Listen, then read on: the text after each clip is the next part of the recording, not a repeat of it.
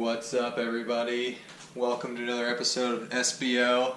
So today we're going to start our series on DIY backpacking foods. So generally speaking, Andy and I dehydrate all the meals we take with us. It's super easy to do.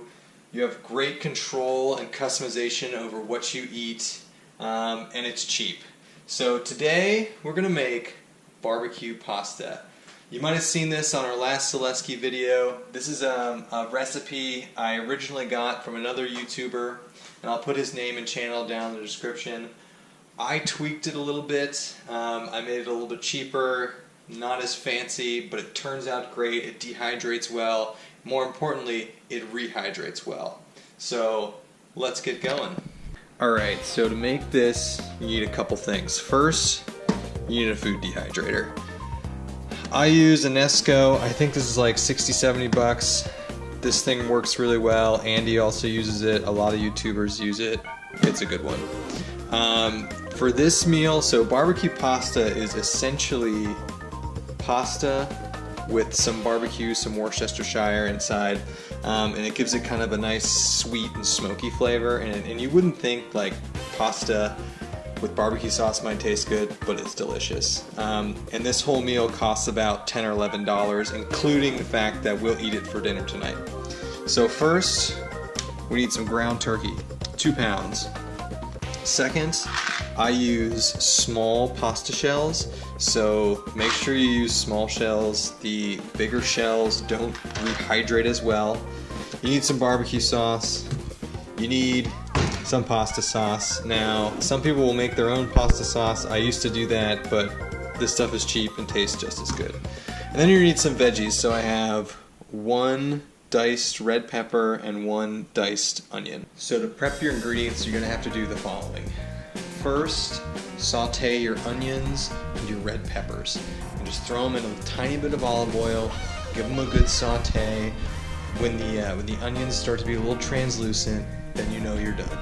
While your onions and your peppers are sauteing, start boiling water and get your pasta going. It's going to take about 10 to 12 minutes once the water starts boiling for your pasta to get cooked through.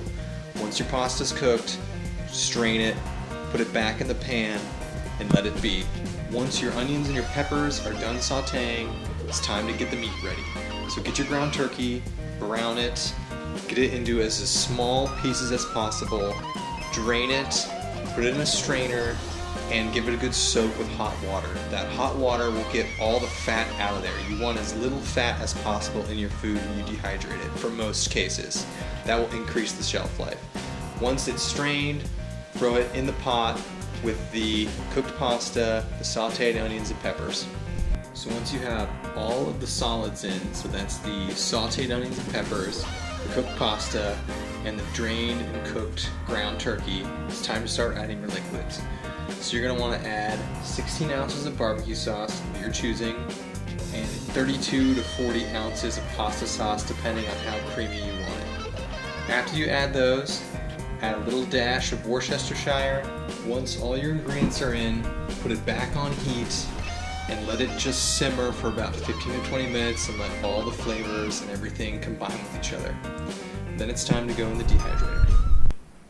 So here it is loaded onto the dehydrator. You want to make sure it's as thin as possible. So if you guys want to see how much this recipe made, I have 2 full dehydrator sheets plus 2 bowls this size filled plus extra. So it makes a ton of food. And at this point, whenever you dehydrate something is when you kind of want to eyeball how you're going to do your portion sizes. So I just know, because I've done this enough, that I will get 5 dinners between these 2 trays. But it kind of helps to eyeball, you know, okay, do I want half a portion of this, a quarter of this? I just know that 2 full trays like this will give me 5 dinners. So we'll load it on the dehydrator. We're going to dehydrate at 160 degrees for at least 12 hours. Usually I just let it go overnight. It's important to know with dehydrating that whatever you make, your house is going to reek of that smell. So that's a good case here, but if you're doing something really spicy or something weird, your whole house is going to smell that way.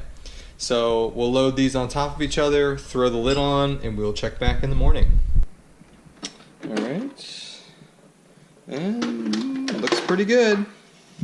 So the general rule of thumb to tell if your stuff is ready to be done dehydrating is just if it's like kind of a brittle, like a peanut brittle-y texture, and this is.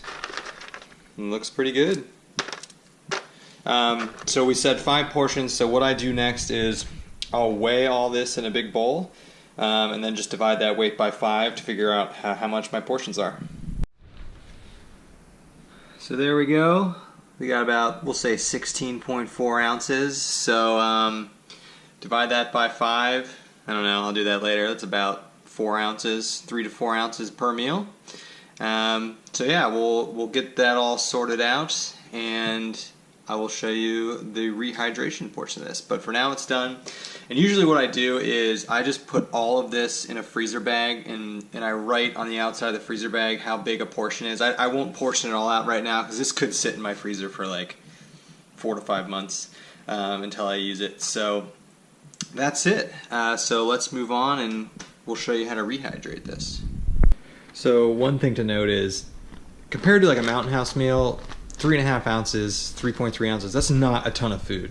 This is probably rehydrated like 500 to 600 calories.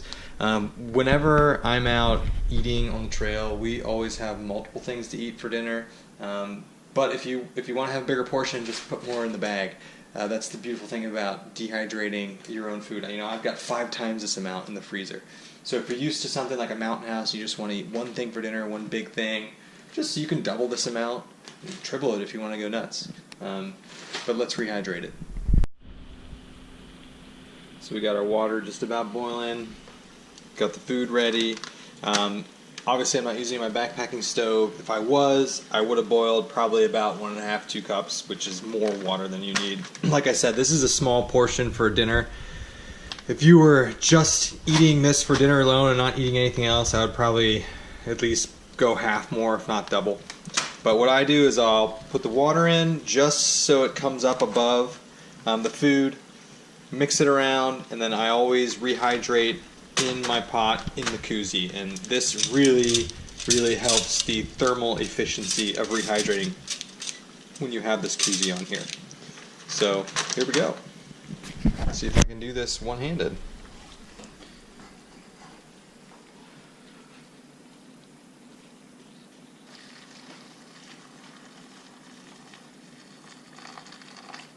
There we go.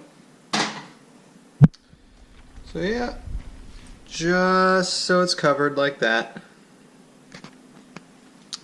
And then I'll mix it up and stick it in there and go about 15-20 minutes.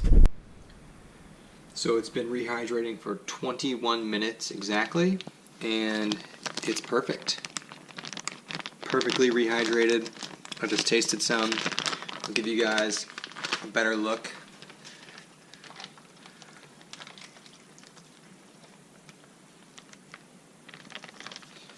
So that's about the serving size I was going for. Right there, maybe a little bit watery, but otherwise perfectly rehydrated. So yeah, that'd be a small dinner out on the trail, so you maybe double it or have some other food, but still not, you know, still not a small amount of food for considering it's 3.3 ounces of food dehydrated. Oh yeah, looks great. Tastes great too. Perfectly done, 20 minutes in the koozie. So yeah, so there you have it. Give that recipe a shot. If you have any questions or have anything you would add to this recipe or anything, leave it down in the comments section. But thanks for watching. Until the next time, we'll be doing some more dehydrating meals, so stay tuned.